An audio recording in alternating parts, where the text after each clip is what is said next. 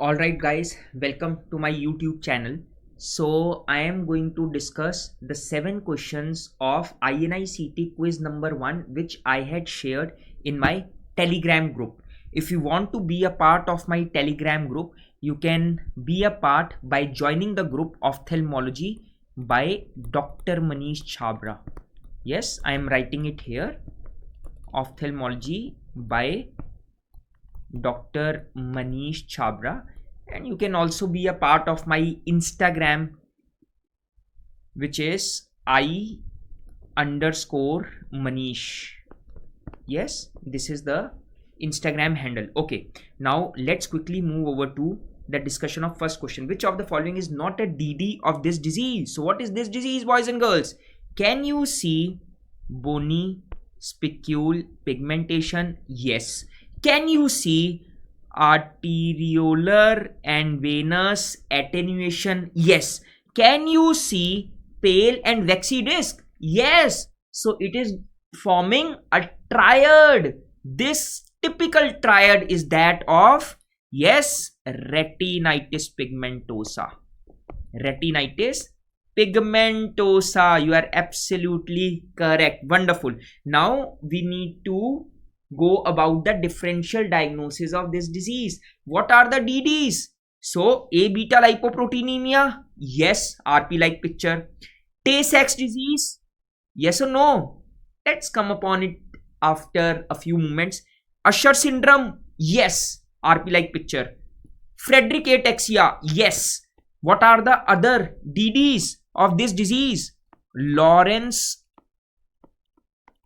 Moon Bidal syndrome. Another disease, Bardet Bidal syndrome. Bardet Bidal syndrome. Another disease, Kearns-Sayre disease. Yes, so these are all the important ones. Tay-Sachs disease is not a differential of retinitis pigmentosa. Can you tell me the earliest symptom of retinitis pigmentosa? What is retinitis pigmentosa? It is dystrophy of rods followed by cones. If there is dystrophy of rods, boys and girls, which will be the earliest symptom? Rods. Night blindness, nyctalopia is the earliest symptom, your PYQ previous year question. Then eventually it will lead to tunnel vision because rods lie at the periphery, cones lie in the center. I am giving you 2 more MCQs, the earliest symptom, and it also leads to tunnel vision. So these are 2 important PYQs. Okay, so the answer is B, which is Tay-Sachs disease. Identify the disease. What is this disease? Yes. So can you see that there is a tear in the retina? What is the shape of the tear? It is horseshoe shaped tear. So this tear is most commonly present at superotemporal retina. So in retinal detachment, which type? This tear is seen in rhegmatogenous retinal detachment, and the most common site is superotemporal. So what are the other clinical features of rhegmatogenous retinal detachment? Curtain falling in front of the eye, sudden painless loss of vision, floaters, Schaffer sign, photopsia. These are important features. Yes, and treatment, you can go on for pneumoretinopexy, you can go on for scleral bending or silicon bending. So the answer is pretty straightforward, rhegmatogenous retinal detachment.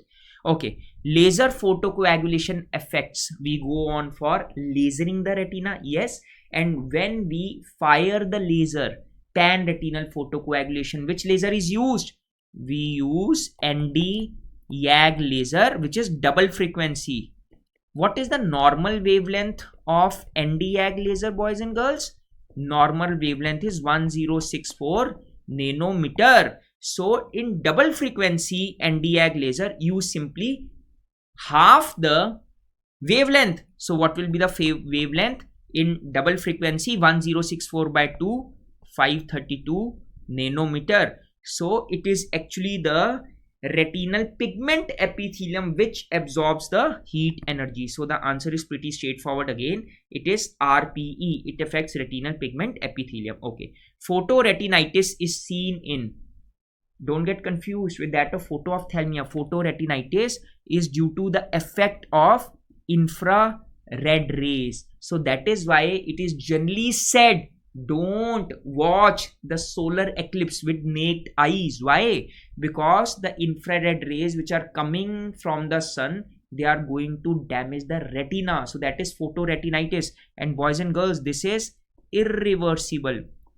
This is irreversible, and it damages retinal pigment epithelium because the rays, they will be focused over retina and RPE will be damaged. The entire retina is damaged, but RPE is the one layer which absorbs the energy. Okay, all right.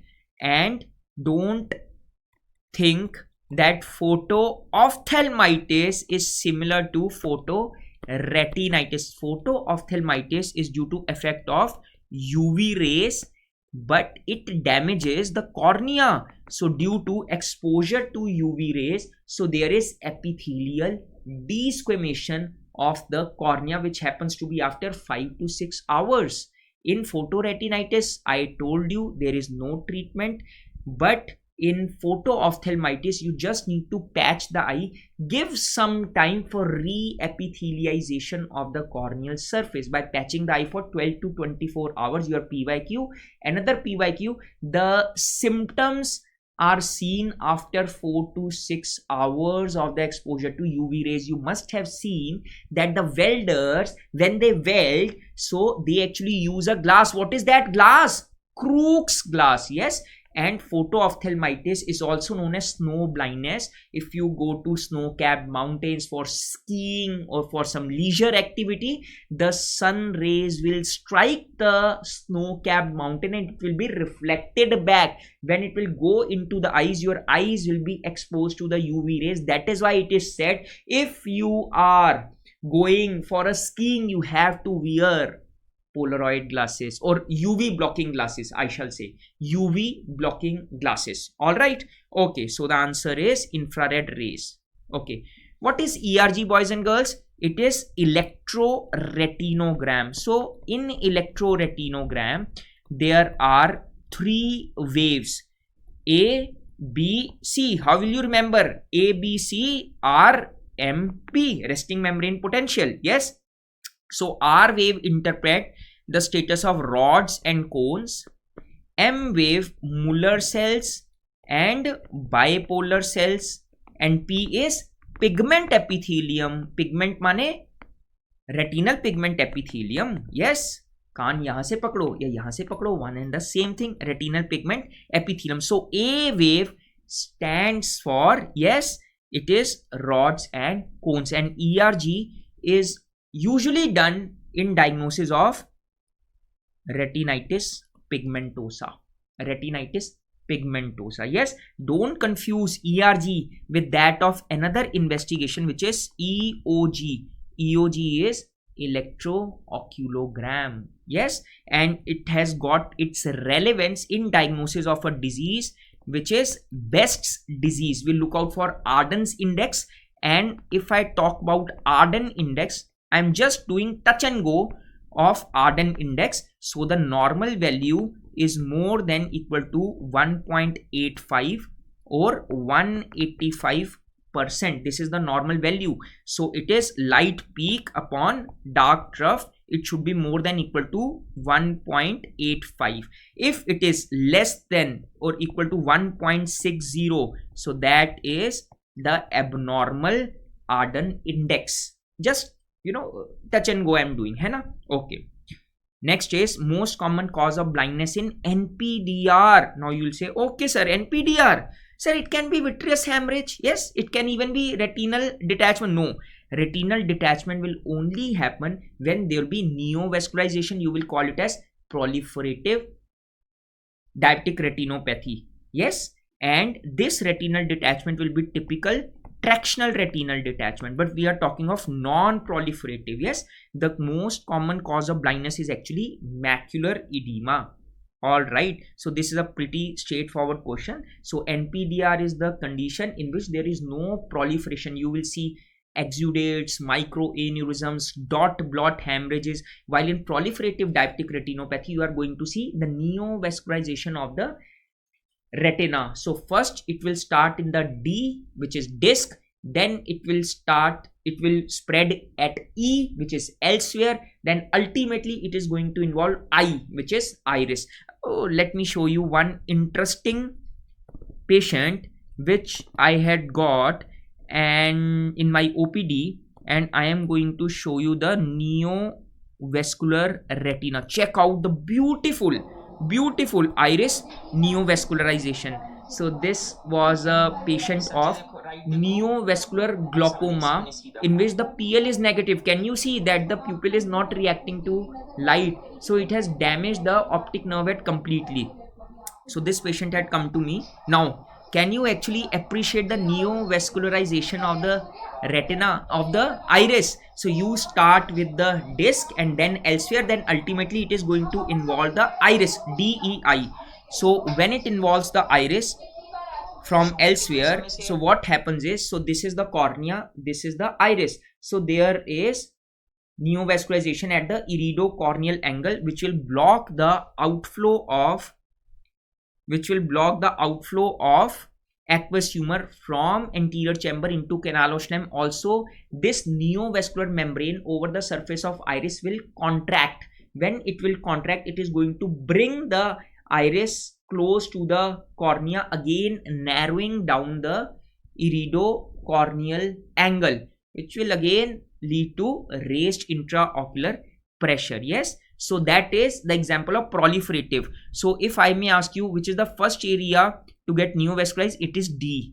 Then elsewhere means remaining retina, then iris. So how will you remember? A, B, C, D, E, F, G, H, I, alphabetical order. Yes, okay. What is vitreous hemorrhage? If there is spillage of blood in the vitreous humor, that is vitreous hemorrhage. What is subretinal hemorrhage? Most of you will say, oh sir, subretinal hemorrhage. Subretinal hemorrhage is the hemorrhage between retina and choroid. No, my dear friend, subretinal hemorrhage is the hemorrhage between neurosensory layer and retinal pigment epithelium. That is subretinal hemorrhage. What is preretinal hemorrhage? Preretinal hemorrhage is the hemorrhage between posterior vitreous and anterior retina.